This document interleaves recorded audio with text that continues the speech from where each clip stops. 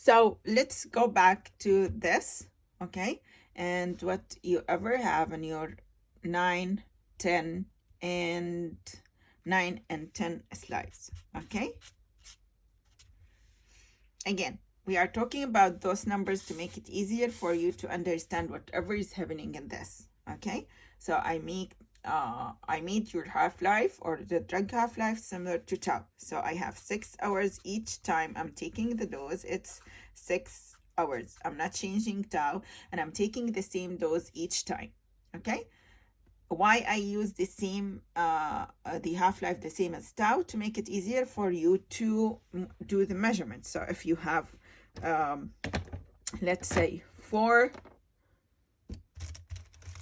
as maximum concentration here, or the initial, you will have here, which is 2, which is 4/2.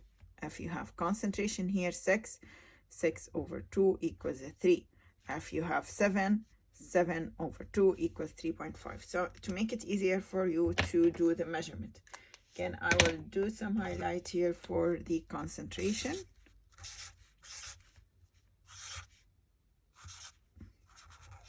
Okay, which is second dose. Okay, that's fine. So this is your first dose, this is second dose, third dose, and so on and so forth.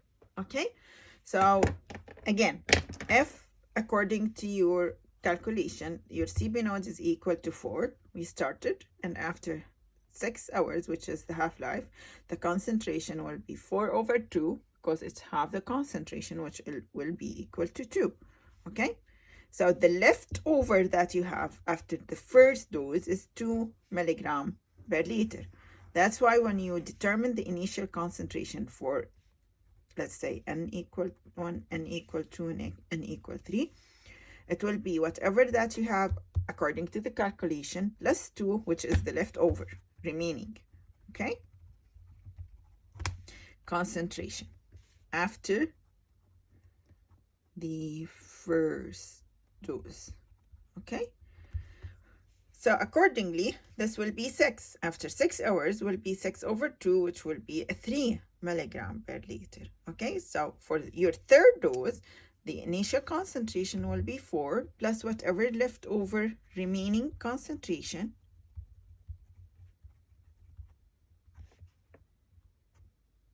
after n equal 2. Okay, so accordingly the initial concentration will be 7 after 6 hours, which is tau, or dosing interval, will be 3.5 milligram per liter. This will continue as we did in the elimination. This will continue until you reach what we called the, not in the elimination, I mean in the infusion. You will continue this, and it will increase in small decimals or small fractions until you reach a point in which we call it the plateau or steady state, in which you are having the minimum or the end concentration or the lowest concentration 4 each time. And if you are having the input as 4, the maximum will be 4. So each time you are having concentration, again according to our example, 4, and the output is 4 each time. So we reach a point in which the elimination, or the amount of the drug given at each dosing interval, equals the amount of the drug eliminated. And because we have constant VD, which means the amount or concentration of the input amount or concentration of the output is the same. Okay, so this is the concept out of it. Okay, so according to whatever we said, and or whatever you saw, we have two kinds of things again, and this has happened as multiple doses because we didn't wait for my full elimination, for my drug full elimination each time. We gave another dose before the full elimination. So again, the profile will be something similar to this.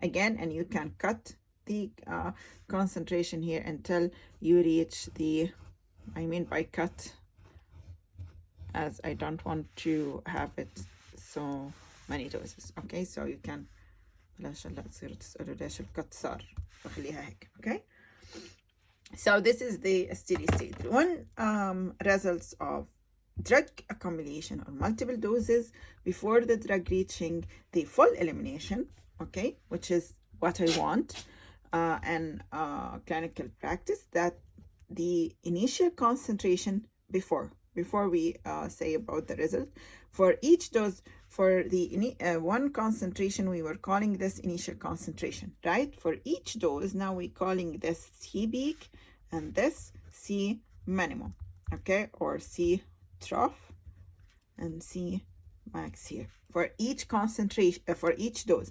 So if this is your first dose, this is for first dose. If this is your second dose, this is C peak of your second dose, and this is C trough for your second dose. Okay, why? Because this is the maximum concentration that you can reach for this dose, and this is the minimum concentration that you can reach for this dose. Okay, and again, the number of doses, we call it n. Okay, so this is n equal 1, this is n equal 2, and so on and so forth. Okay, and we call this, as we said, steady state.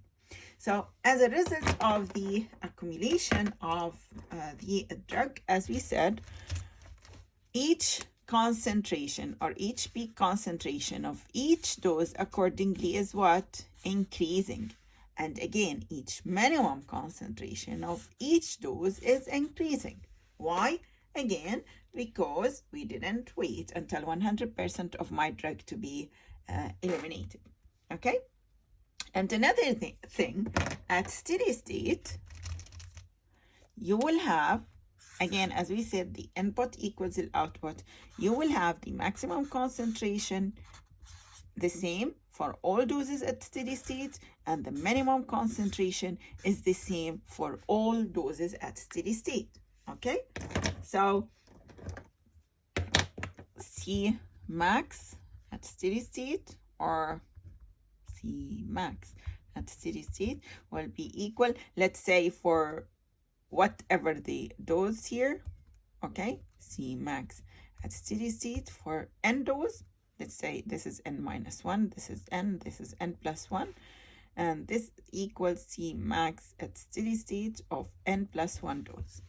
The concentration maximum or the peak will be equal to concentration minimum, or all the concentration maximum will be the same, and all concentration minimum will be the same at steady state. N minus 1 equals the C minimum steady state for n dose equals C minimum steady state for n plus 1 dose.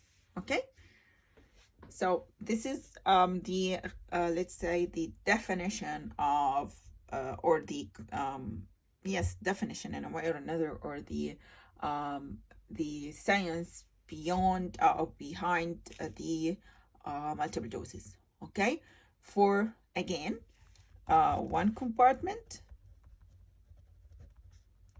and a single dose, multiple dose, and we are talking for sure about IV bolus, and the most important thing that we are talking about first order kinetic. Okay, under those assumption. Okay, so the model still as this, okay, IV bolus, but we are changing this. We are used to have it as single dose, now we have it as multiple dose. Okay, so after that we need to have a model equation. Okay, before having the model equation, you have on a slide number 14 something that we call it superposition principle, or overlay principle. Okay, this principle, one of the main assumption of it, that we have first order kinetic. Okay, and this assumption, this principle says that the kinetic of any dose in the multiple doses that we have or multiple doses regimen that we are talking about is not affected by the previous doses. The kinetic of any dose is not affected by the kinetic of the previous dose or the subsequent doses. Okay? This is the superposition principle. Again, it assumes that, for example, let's say this dose, okay? So its kinetic is not affected by any of the previous doses, or for sure not any of the subsequent doses, okay? It doesn't affect the kinetic of any of the doses, okay? Which means we use this for our own privilege, or for our own benefit, that we can use the kinetic that we know of single dose of IV bolus to predict because the kinetic is not changing, right? But we need to take into consideration that we are talking about multiple doses rather than a single dose. So we can take into consideration or use the kinetic of a single dose to predict what? The kinetic of multiple doses. Okay, so according to the model that you know already from your first material, single dose of IV bolus, okay, we can use it to predict the kinetic of the multiple doses IV bolus. Okay, and this is what we will do. Okay, and this again under one important assumption, that we are talking about first order kinetic, or as we said, linear kinetic. If you don't have linear kinetic, okay, we are talking about the non-linear kinetic, then this won't apply, and this is not valid, and superposition principle is not valid anymore. Again, for nonlinear kinetic, that we will talk about it inshallah إذا ربنا ييسر by as the last chapter in this course, for nonlinear kinetic, and you know some details or some examples about nonlinear kinetic, such as active transport, such as metabolism having transporter. So we are talking about the any CYP enzymes involved, any inhibition of those CYP enzymes, or any induction of those CYP enzymes, any active transport, and if you are talking about excretion as elimination or as absorption, anything that you know it's as nonlinear or having nonlinear kinetic will be involved in nonlinear kinetic, or the exception of superposition principle. So superposition principle won't be valid in this case. Okay, so in the other video we will talk about how we will have the model equation, and to start working or playing around with it to make it easier for you to understand what we are doing. Okay.